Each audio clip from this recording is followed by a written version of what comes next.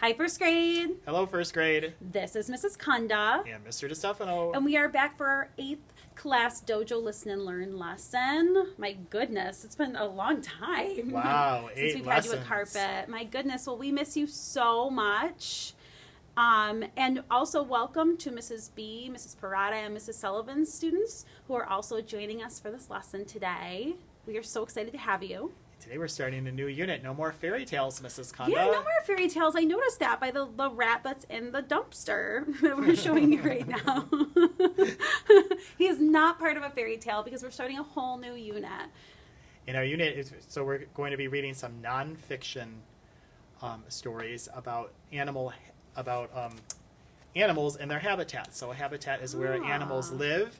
And so a nonfiction text is a text that is it's real or true. It has real information, and it usually has real pictures like photographs. Sometimes you might find drawings, but it's usually real. Now, if you look at the picture here that we're showing you, most of the picture is real, but our friend the rat here, that was drawn in, and that part of the story is fantasy. So even though, you know, there's going to be a little character we're going to read, I think his name's Rattenborough or something. He's not real, but all the information that we read about animals and their habitats are real.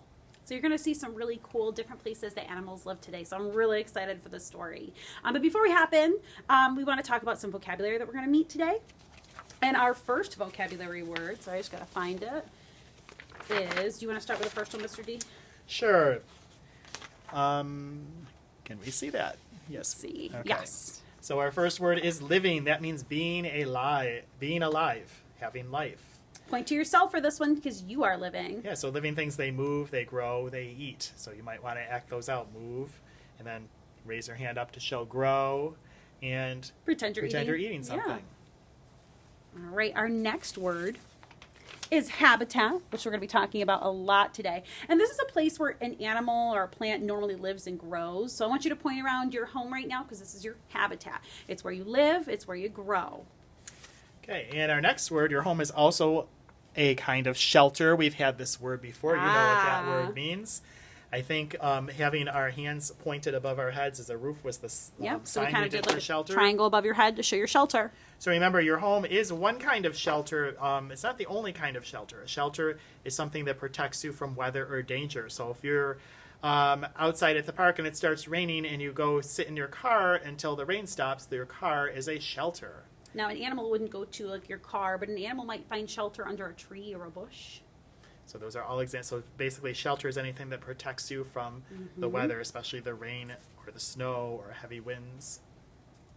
All right, and our last word for today is the word survive. So this means to stay alive. So when I think of staying alive, I think of like some of the main things that we need as a person in order to stay alive, and that's food and water. So I want you to pretend like you're drinking a glass of water and then pretend like you're eating something delicious because we need food and water to survive. So show us survive.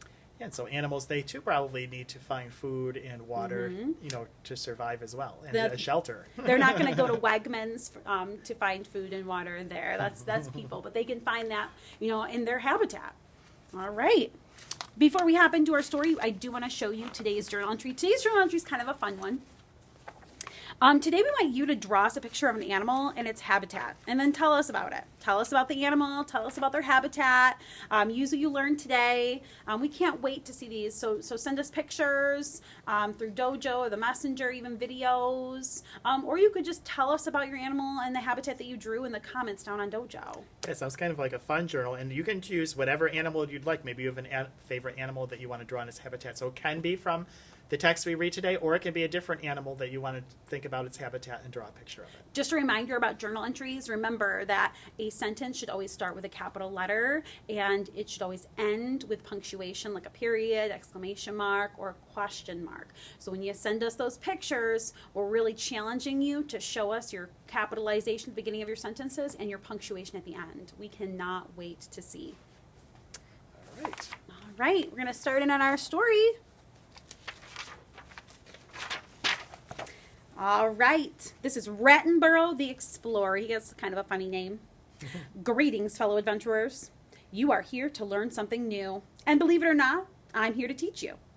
I know you may be wondering what you could possibly learn from a rat climbing out of a dumpster, but I am Rattenborough, the famous rat adventurer. I travel the world looking at plants and animals and all the different places they call home. I'm going to take you on a special adventure all around the world. You're going to learn about some amazing and incredible places and animals.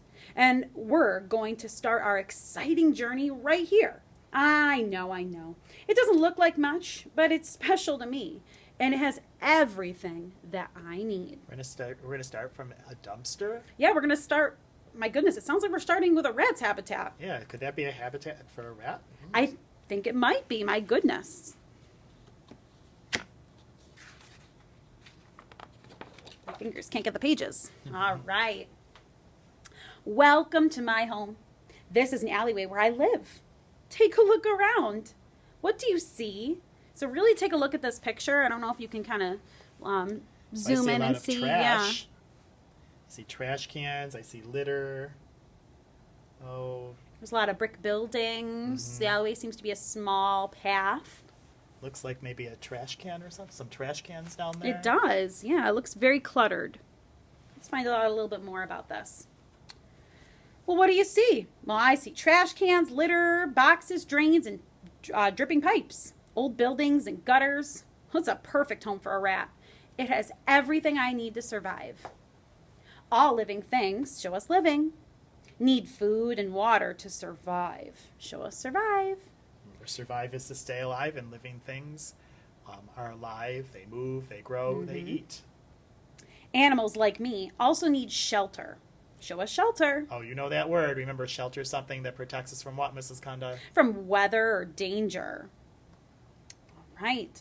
It can also be a house or an apartment or a tree, depending on, whether you're a person or maybe an animal. So animals need food, water, and shelter to stay alive. My food comes from these trash cans and the litter on the street.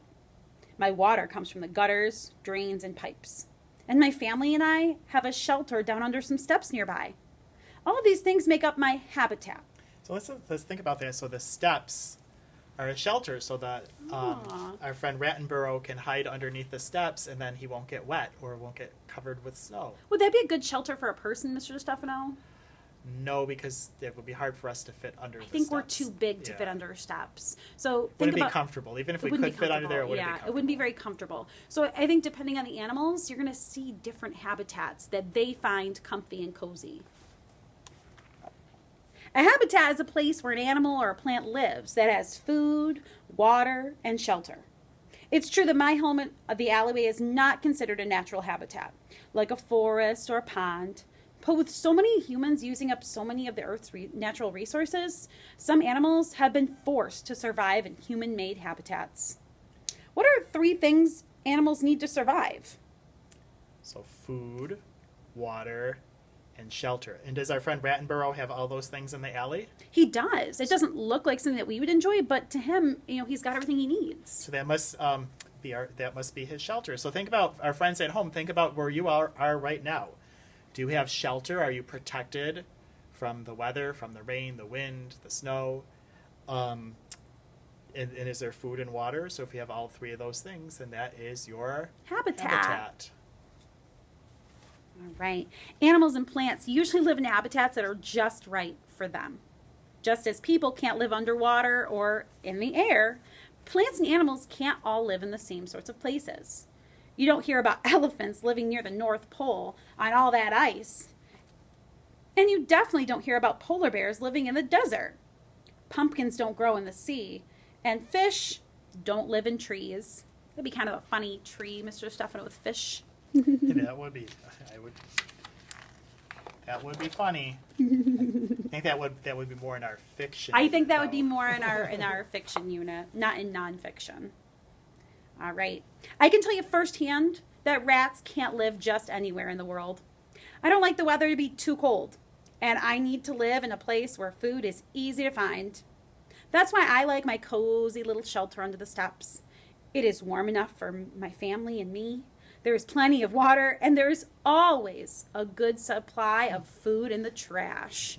So where does the rat get his food, Mr. Stefano? The trash. Oh my goodness. So you know what's funny is something that might be garbage to us is food for something else. My goodness, I never thought about it that way. Yeah. Well, that looks familiar. That looks like a park. How about we have a look around? You might have a park like this somewhere near your neighborhood. People like to spend time playing and relaxing in this park. But it's a habitat for many other things too. The grass, trees, flowers, and bushes in this park need food and water to survive. Let's think about that for a second. So if we're at the park, is a park a habitat for people? No, I don't think a park would be a very comfy place for a person because I wouldn't be able to find any food at the park. Yeah. Or water.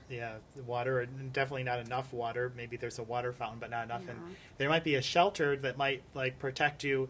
If it's raining. You know, sometimes maybe. where they have the picnic tables, they have those pavilions where you can get out of the rain, but it's not a good shelter where you'd like think about the winters we have in Syracuse. It wouldn't be a good shelter for the winter, and it's not It'd be really very safe. cold. No, it doesn't sound like it'd be very safe either.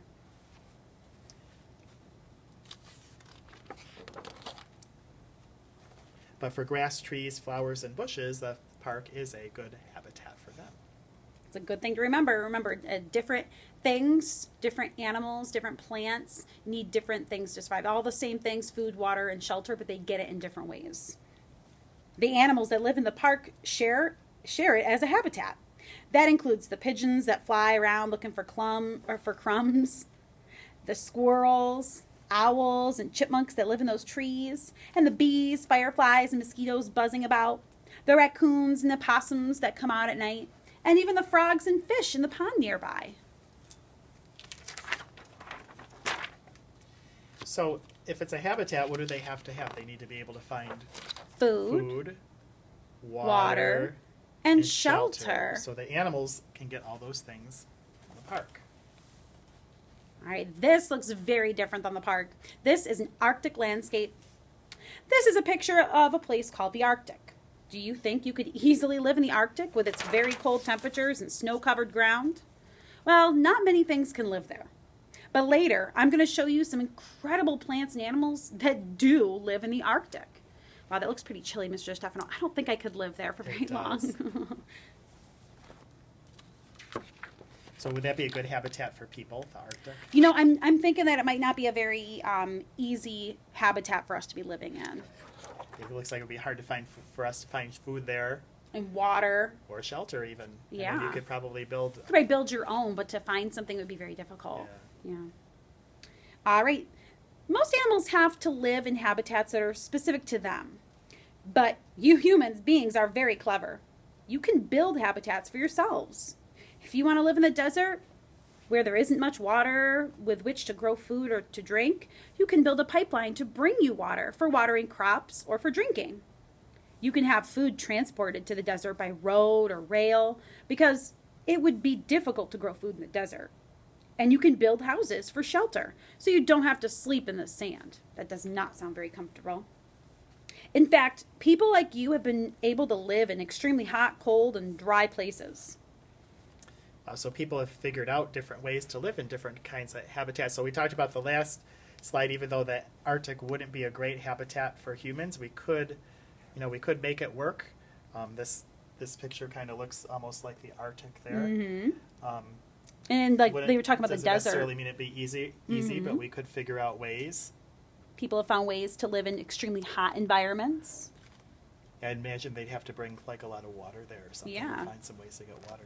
And even very rocky, it looks like this is a very mountainous area. They found a way to live there as well. Oh, that looks familiar. We just did our space unit, Mr. DiStefano. Yeah, what is that, everybody? If you said Earth, you're correct. And Earth is a... planet. Planet. All right. We're going on an adventure that will take us all over our amazing planet Earth. Over the next several weeks, I'm going to show you some fascinating animal and plant habitats that might be quite different from yours. You'll see some wonderful and unusual places where things can live.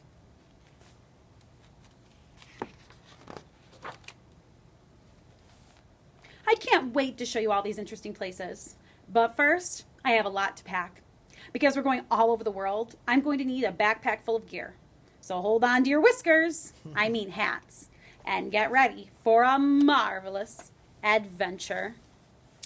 All right, Mr. Stefano, I'm wondering after this whole story, what is a habitat?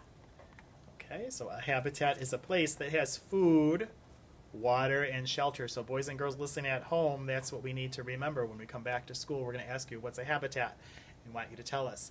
It is a place that has food, water, and shelter for a living thing. Mrs. Kunda, can you tell me about Rattenborough's habitat? It was kind of unusual, wasn't it? It was unusual for a person, but I think it was perfect for a rat because Rattenborough lives under the steps in the alleyway. He gets his food from the trash cans, and he gets water from the drains and the pipes. So it's all the things he needs: food, water, and shelter. Mr. Stefano, would Rattenborough be able to live in his habitat without food, water, and shelter? Oh, of course not, because we need food, water, and shelter to survive or stay alive. You know, and if it's missing if it's missing one of those three things, if it's missing food or water or shelter, it wouldn't be a good habitat. Agreed. Why can't all plants and animals live in every place on Earth? That's a good question. You know, they have to live in a place that provides them the kind of water, food, and shelter that they need in order to survive. Animals and plants need to live in a place that's just right for them. Like, I don't think that we would be very happy in Rattenborough's habitat, but he's, very happy there. Okay. All right, boys and girls, thank you for joining in for today's lesson, and I hope you remembered everything that we learned in our introduction to habitats, and we hope that you will take time to think about either an animal we read about or an animal that you know, maybe your favorite animal, and complete our journal entry. I'm going to ask Mrs. Kunda to share that with you one more time before we sign off. Yeah, so just as you can see, it says draw a picture of an animal in its habitat. So we really want you to think about an animal in its habitat. Okay, it might be just like Rattenborough in his habitat, his rat habitat. All right, and then we want you to tell us about it. Okay, tell us about the habitat. You could even look up some stuff if you'd like as well. Maybe I know that there's quite a few of you who love animals and have some animal books. You could look up in those books. You could look up online, or you could just think about stuff that we've learned in first grade and talk about an animal and its habitat and show us some of the things that it might need in order to survive, like food, water, and shelter. Show us where it would get those things. All right, and tell us about it in a picture, a video, or even in the message or in the comments, or in the messenger on Class Dojo. We cannot wait to hear from you. We miss you so much, first grade. And we hope you join in for our next Listen and Learn lesson. Bye, first grade. Take care. Have a great day. Bye.